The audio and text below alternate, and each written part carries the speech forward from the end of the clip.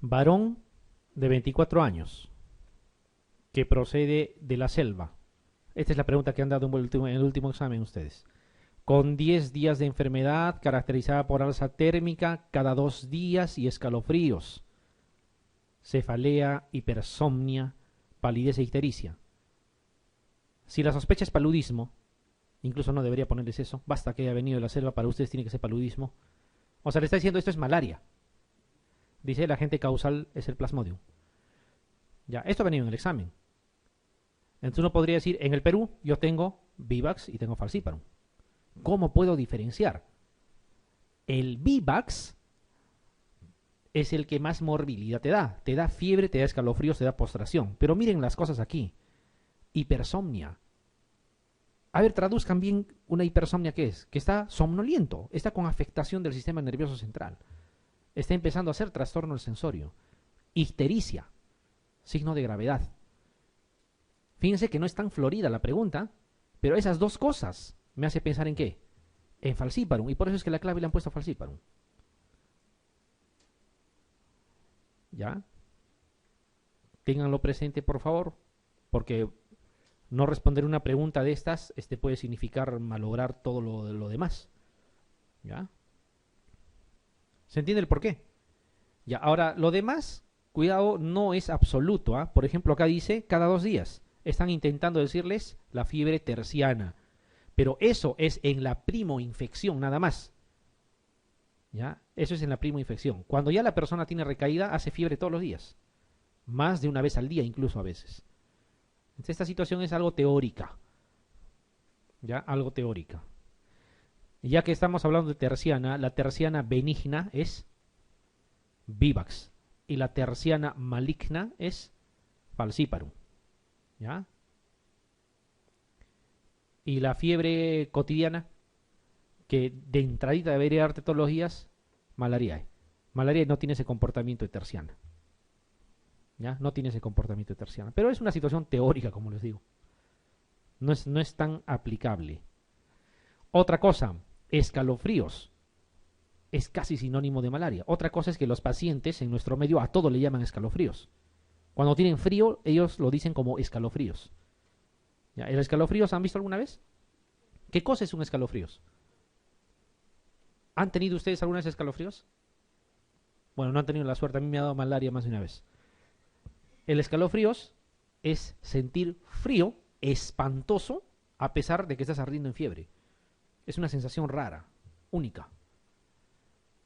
O sea, te pones el termómetro sublingual, 40 grados, estás casi delirando, sin embargo, estás con la necesidad de abrigarte porque estás temblando de frío. Es escalofríos. Y eso no se da en cualquier patología. ¿Ya? La gente que tiene fiebre, ¿ya? O cuando pasa la fiebre le da frío, a eso le llaman escalofríos. No, escalofríos es una cosa casi patrimonio de malaria. Casi digo porque, bueno, podría haber excepciones, ¿no? En medicina nada es absoluto. Bueno, a nadie le deseo que tenga escalofríos nunca. Muy bien. Es más o menos como cuando van a recibir los resultados del examen. Así. Tiemblan de frío. No, esta vez va a ser diferente.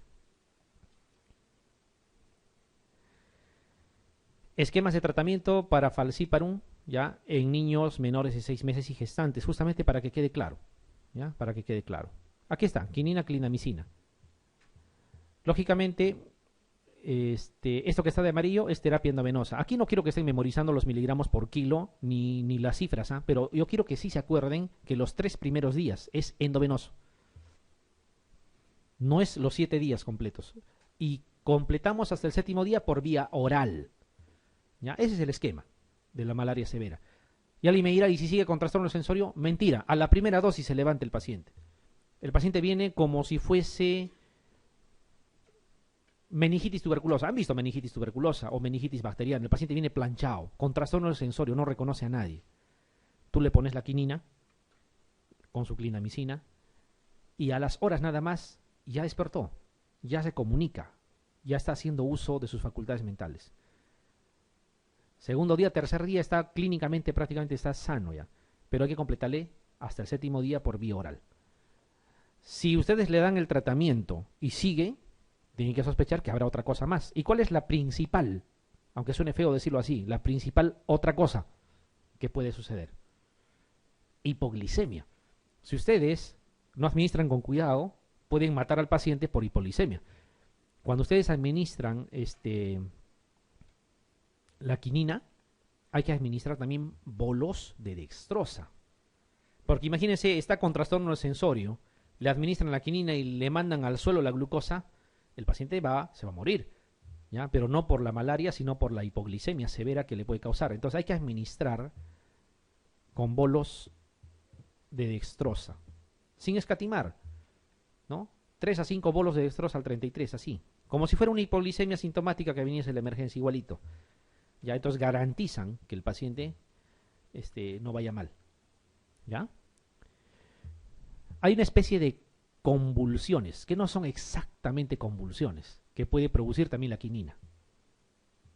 ¿Cómo se llama? ¿No han leído nunca esa parte? Del chinchonismo, ¿no han escuchado? Así se llama. ¿Ya?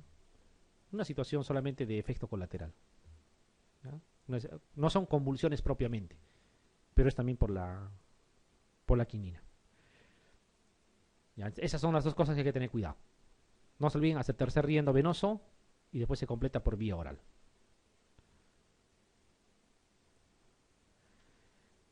Interesante esta pregunta. Y sí la podemos responder porque obviamente tenemos el conocimiento, ya hemos recordado cómo funciona el ciclo y cómo los antimaláricos. Dice, una infección mixta, muy común en la cuenca amazónica, muy común la infección mixta, o sea que tenga Vivax y que tenga también falciparum. Es más, a veces viene con leptospira más, y no es broma. ¿Ya? Y en las épocas del brote del dengue, en ese último brote que ha habido, por ejemplo, venían con dengue, pero un dengue medio raro, ¿ya? Y al final también tenía malaria. Y entonces, en zonas de ese tipo hay que tratar de coberturar todo mientras salen los exámenes. Dice, una infección mixta, malaria vivax y falciparum. ¿Cuál de los siguientes esquemas de tratamiento sería el más correcto en un paciente procedente de Ucayali? Procedente de Ucayali es cuenca amazónica. ¿Sí? Si fuera falciparum nada más, nos ordenaremos, ¿qué le van a dar? Mefloquina más artesunato, pero resulta que también tiene Vivax. ¿La mefloquina va a eliminar a la malaria Vivax? A lo que está en sangre, sí. Lo que no va a eliminar, ¿qué cosa es? La fase hepática. ¿Qué cosa más deberían agregarle aparte de mefloquina y artesunato? Primaquina, ¿sí o no? Ya, y ese es el esquema, ahí está, mefloquina, artesunato y primaquina. Todo es en base al ciclo nada más. ¿Ya? Y a ubicar bien al antimalárico en el lugar que le corresponde. Ese es el esquema que se usa. Y si fuera una malaria severa, ya, una malaria severa, mixta, ¿qué le darían? Le daría quinina más clindamicina más primaquina. Claro, la primaquina tiene que estar ahí, necesariamente tiene que estar ahí, porque está participando Vivax. Muy bien. Ahí está cuando dan artesunato, o sea, para lo que es mixta, miren. Y aprovecharemos una sola tabla para ver todo. La mefloquina más el artesunato también dura 3 días nada más. Aquí es 3 días de tratamiento. Fíjense que el artesunato se da los 3 días seguidos. 3 tabletas de 250. 1, 1, 1. ¿Ya? Y la mefloquina se administra no el primer día, nunca se administran los dos juntos, se administra el segundo y el tercero. Y ahí queda. Ese es el tratamiento. Salvo que sea una malaria severa, que tendría que dar quinina más clindamicina por 7 días, ¿sí? Este es para los casos no complicados. Pero si está también participando Vivax, tienen que agregar primaquina, de la misma forma que saben, los 7 días. ¿Ya? Por eso es que se tiene que considerar todo este esquema cuando es una infección mixta. Si fuese una infección mixta de la costa norte, ¿qué le darían? Claro, ya no sería mefloquina con artesunato, sino sulfadoxina piremetamina más artesunato y todavía más primaquina. ¿Sí? Es cuestión de pensar nada más qué cosas es lo que quiero erradicar. Entonces, miren, a lo que quiero llegar es que dense cuenta que conociendo un poquito o recordando, porque todo el mundo lo conoce, recordando un poco y acomodando a nuestras conveniencias la parte fisiopatológica del ciclo, es mucho más fácil pensar, cranear en el esquema que le vamos a dar, a que uno esté memorizando tablas y decir en tal sitio es tal cosa, porque eso no tiene mucho sentido. Por eso es que uno lo memoriza y se olvida. ¿Ya? Las dosis, y eso siempre lo he dicho, no se hagan mucho problema, salvo pues que les pregunten, no sé, una dosis de un fármaco muy usado. Las dosis uno puede recurrir a cualquier manual en el momento, pero la idea de cómo tratar, eso es lo que uno tiene que tenerlo presente. ¿Cuál de los siguientes antimaláricos ha demostrado eficacia en cortar prontamente el ciclo de transmisión durante un brote epidémico? ¿Cuál? ¿Qué dicen? Para cortar el ciclo de transmisión, el artesunato, ¿no? Porque el humano deja de ser infectante para el mosquito.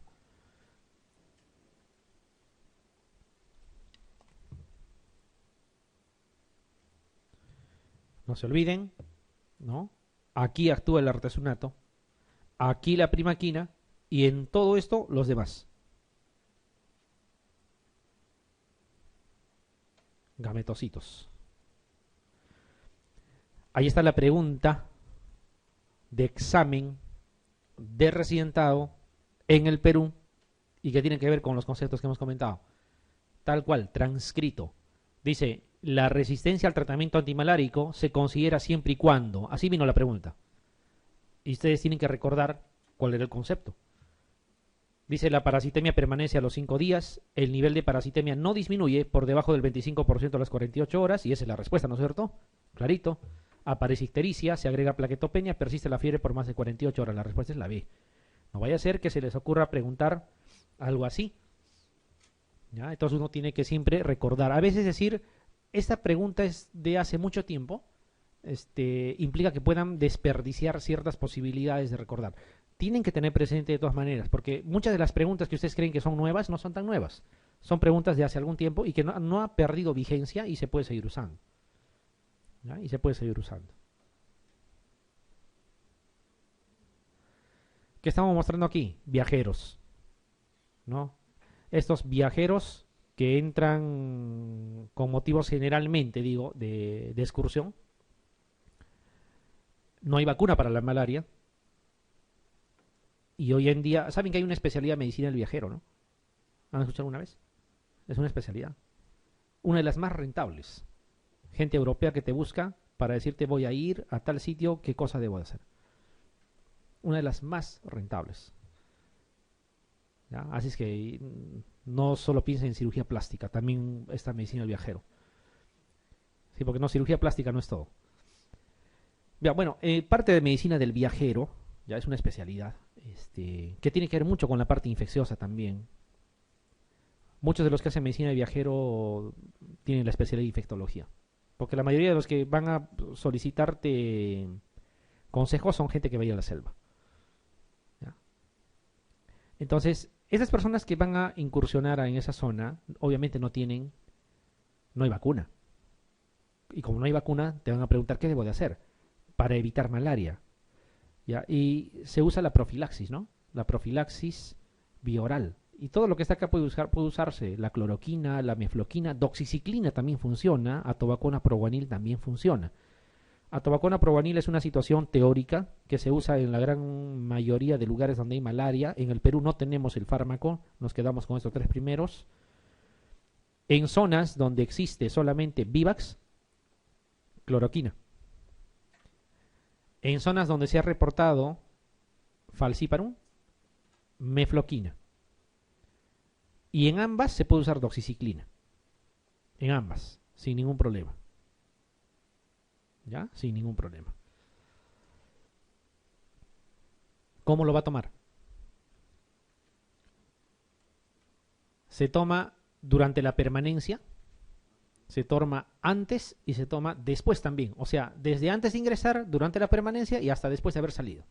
Si eso no se cumple, puede haber errores. Una semana antes de ingresar, durante toda la permanencia y hasta 4 semanas después de haber salido. Ese es el esquema de profilaxis para malaria. Ahora, no es todos los días. Se toma una vez por semana. ¿Ya? Se toma una vez por semana.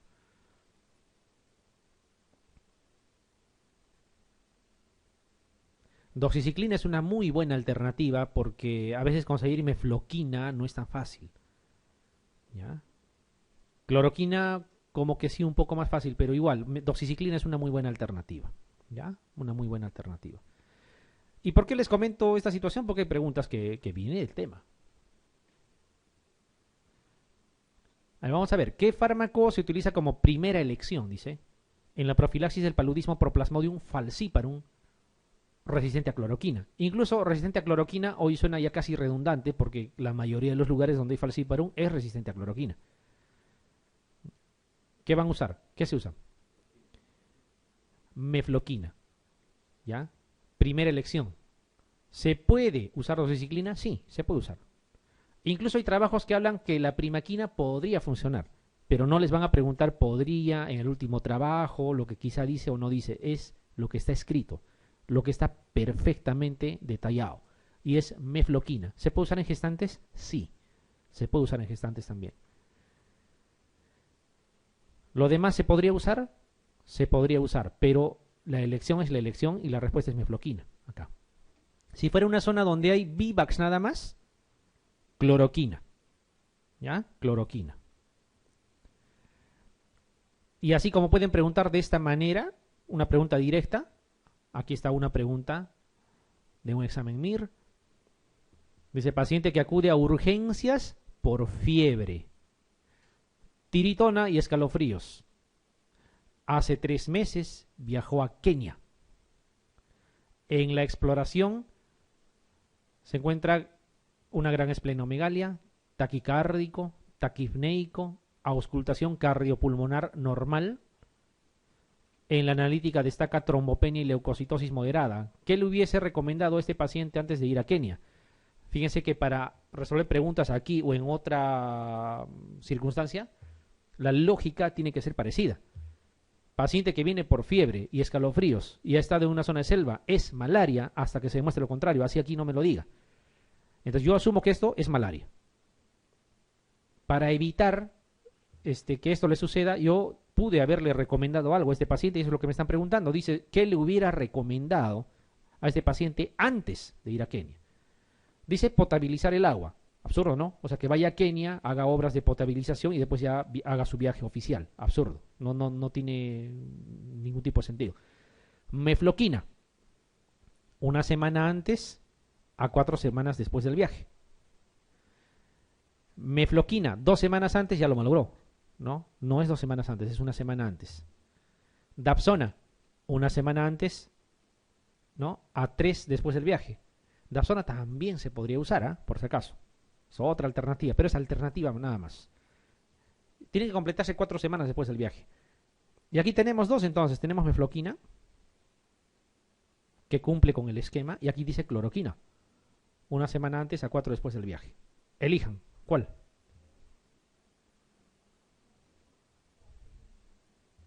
Ustedes son los que van a recomendar. Doctor, voy a ir a Kenia. ¿Qué me recomiendan?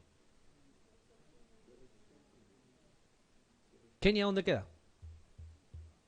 ¿Argentina? Ah, ya. ¿Y en el África hay o no hay falciparum? ¿Lo mandarían con cloroquina para que se las juegue?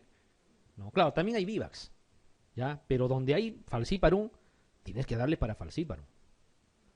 Está bien, doctores. Muy bien, muy bien.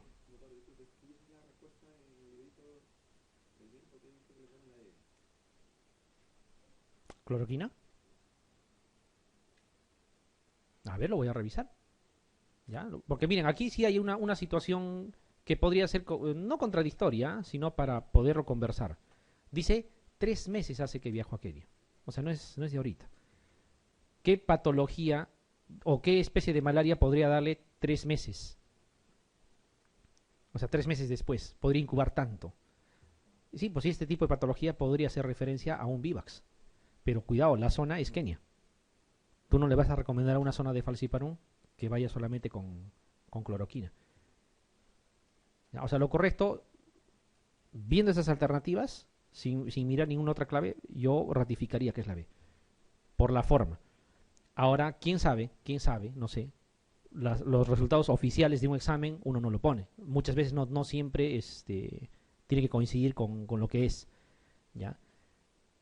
Pero si asumo, miren, no sé si sea esa la forma de repente, ya que el doctor lo ha visto así, si asumimos de que se está presentando la clínica 3 meses después de que ha regresado, es muy probable que sean hipnozoitos que se hayan reactivado. O sea, podría ser Vivax.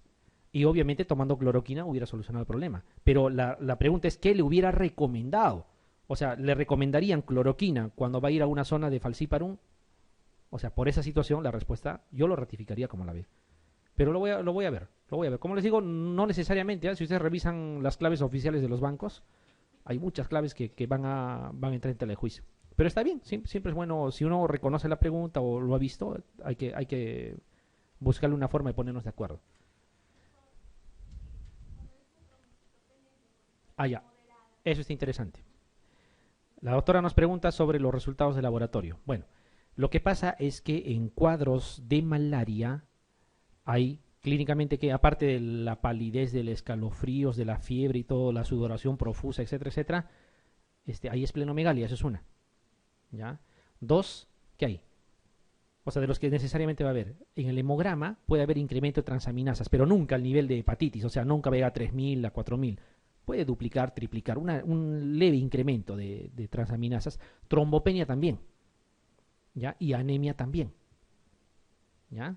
Esas cosas son más o menos casi un denominador común de los cuadros de paludismo, pero no son ni patognomónicos ni son exclusivos, pero sí acompañan. Entonces yo lo que entiendo, es que han colocado más características por el hecho que no te dicen qué cosa es, para que tú digas, pues sí, está hablando ¿no? de malaria. Ahora, hay otra cosa también. Suponiendo que yo esté en desacuerdo que esto es malaria, pero acá me hablan de mefloquina, la zona cloroquina, entonces ratifico mi primera opción, ¿no? Trombopenia, leucocitosis moderada, puede haber leucopenia también, ¿ya? Puede haber leucopenia también. Son características en general de los cuadros de paludismo, ¿ya? De los cuadros de paludismo. Sin embargo, el que más hace es esplenomegalia, ¿ya? Todos hacen, pero el que más hace es Vivax también, ¿ya? Entonces voy a ponerme a pensar de que han querido plantear la pregunta enfocándolo a Vivax, ¿está bien? Pero en Kenia hay falciparum. En una zona donde va a ir falciparum, la pregunta dice que le hubiera recomendado. Sería diferente si dijera qué debió tomar para evitar. Ahí sí yo le pongo que es cloroquina, probablemente. Pero dice que uno no le puede recomendar. Si va a Iquitos, por ejemplo, yo le recomendaría cloroquina a alguien. No puedo recomendar. La pregunta es bien clara. Yo lo ratificaría como la vea. Por eso van a darse cuenta que hay preguntas del MIR que anulan. Aparentemente está bien planteado, pero queda anulado. O sea, hay contradicción y se anula. Como en nuestro medio no podemos reclamar, porque los resultados acá son irrefutables, ¿no es cierto? Del último examen hay como 4 o 5 que no están bien, pero ya, pues ni modo. Lo han colocado así y lo han ratificado. Pero está bien, de eso se trata, discutamos las posibilidades. Pero sí queda claro, ¿no? El por qué estamos eligiendo la letra B. Dengue. Dengue. Igualito aquí. Vamos a empezar mirando algunas características, sobre todo del vector, ¿ya? Del vector. Ahí está el mosquito, ¿ya? Este mosquito es la Aedes aegypti, ¿no? Los machos son, vamos a llamarle vegetarianos, ¿ya? Y los que consumen sangre son los mosquitos hembra, ¿no? Apenas eclosionan, ese es un detalle importante, apenas eclosionan, vamos a decir, secan las alas, ya se reproducen, ¿ya? Y se reproducen en el aire. Esto es una cosa interesante, ellos. No hagan eso, doctores, por si acaso, ¿eh? Pueden, de repente se accidentan. Ya. Lo cierto es que los cuerpos de agua, como ven acá, no son miren, es llantas, botellas, maceteros, ¿ya? O sea, son cuerpos de agua que podrían resultar insignificantes en algún momento. Miren, o sea, no son ríos, no son brazos de ríos. Miren, un macetero en la casa, en ese borde pequeñito, ahí Ahí depositan los huevos en la interfase aire-agua. Ahí están. Ahí está el agua, miren. Esa es la característica. No es directamente al agua. Y obviamente va a seguir su ciclo evolutivo, el mismo que hemos visto para el caso del... También pasa por larva, pasa por... O sea, huevo. Estos huevos se transforman en larvas, luego en pupa y terminan en adultos. Miren, miren el cuerpo de agua. Es un macetero. En un canto.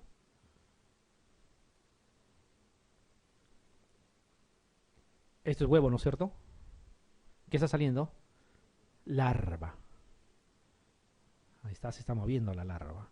¿Cómo se posicionan? No es de forma horizontal. Todo eso sirve. ¿Ya? Ahí están. Esas larvas van a pasar a pupa. Ahí por ahí vamos a ver una pupa seguro en un momento.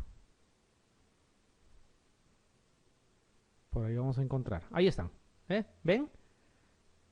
Pupas. Ya está prácticamente alistándose para salir. Ojo, alguien me dirá, ¿y esa posición? No es larva, es pupa. La posición de las larvas es la que nos sirve. ¿Qué está intentando hacer acá? Va a salir el adulto, ¿no? Sale el adulto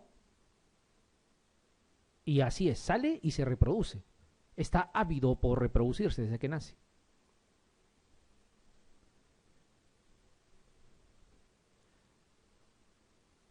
Y ahí está el mosquito.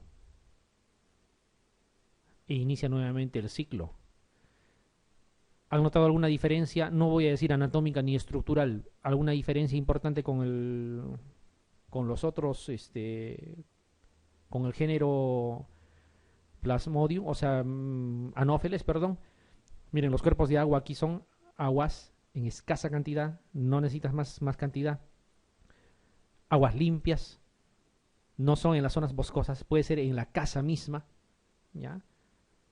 Y hay una característica importante, el Anopheles nace sano, se infecta al picar a un enfermo. El Aedes, ya infectado, transmite verticalmente a sus generaciones el virus. O sea, un mosquito Aedes que ya tiene el dengue va a transmitir verticalmente a su descendencia y esos mosquitos van a nacer ya con el virus. De ahí que el principal mecanismo para controlar el dengue, la principal estrategia es fumigación. Ya, es fumigación. En malaria puedes eliminar criaderos. Tienes ahí una especie de piscina, desaguas la piscina y se acabó. Pero en el caso del dengue, o sea, puede estar hasta en las copas de los árboles en 5 gotas de agua juntas, ahí eso puede servir de criadero. O sea, es un problema. Hay que fumigar. Ya. Les voy adelantando. Y el principal parámetro para decir fumigo o no fumigo, ¿cuál es? El índice aédico. Y el índice aédico es sencillo de rescatar. Es simplemente ver el porcentaje de casas donde se encuentra el vector. ¿Ya? Yo visito 100 casas. En 15 casas encuentro la presencia del vector. Mi índice aédico es 15%. 5% o más se fumiga. ¿Ya? Pero en los últimos brotes han llegado a 30, 45 y recién se han dado cuenta. Obviamente cuando ya el problema está ahí. Muy bien, acuérdense de la Aedes aegypti, no se confundan con la fiebre amarilla en los libros, incluso en el CTO, ya que para mí particularmente es un buen resumen. Habría que ser, no sé, astronauta para decir que no lo es. Sí lo es, pero hay pequeños detalles que hay que tener cuidado. Y esos pequeños detalles, la gran mayoría de las veces, está en patología tropical. Malaria, por ejemplo, creo que son unas cuantas líneas nada más. ¿Ya? Porque obviamente es más para patologías que ellos manejan en Europa. ¿Ya? Pero todos los demás cursos están perfectos, es un resumen muy bueno. Pero tengan cuidado en esta parte. Ahí dice, por ejemplo, que Aedes aegypti también es para fiebre amarilla. No es fiebre amarilla, por si acaso. El Aedes aegypti no transmite la fiebre amarilla. Tengan cuidado. ¿Ya? Que hace más o menos 100 años sí lo transmitía, eso sí. Ahora se sabe con nombre y apellido cuáles son las especies de vectores que transmiten la fiebre amarilla. No es el Aedes aegypti. ¿Ya? No es el Aedes aegypti. El Aedes aegypti es dengue para nosotros, nada más. Entonces miren, el virus, que tiene 4 serotipos, ¿ya? serotipo 1, 2, 3 y 4. El más severo de todos, por naturaleza, va a ser el 2. Luego le sigue el 3. ¿Ya? Luego viene 1 y 4. El más severo, el 2, acuérdense. ¿Ya?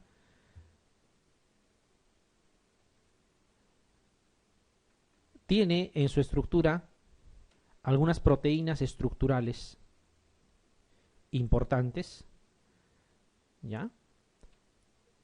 Que están a nivel de la envoltura, a nivel de la membrana, ¿ya? Y eso nos va a servir para varias situaciones. Una de esas situaciones se pregunta también en el examen. Aquí está una estructura más clarita. Y miren, las proteínas estructurales son 3. C, M, E. Y fácil es que se acuerden. ¿Ya? C de cápside, M de membrana y E estructural. No es por eso el nombre, pero bueno, coincide, pues, y si coincide hay que aprovecharlo. Y también hay proteínas no estructurales, que son muchas más, ya tienen funciones demasiado definidas y que obviamente no tendría mucho sentido que digamos sea motivo de pregunta de examen. ¿Ya? Acuérdense, 3 proteínas estructurales, ¿ya? Que son las que nos podrían preguntar. CME, ¿ya? CME.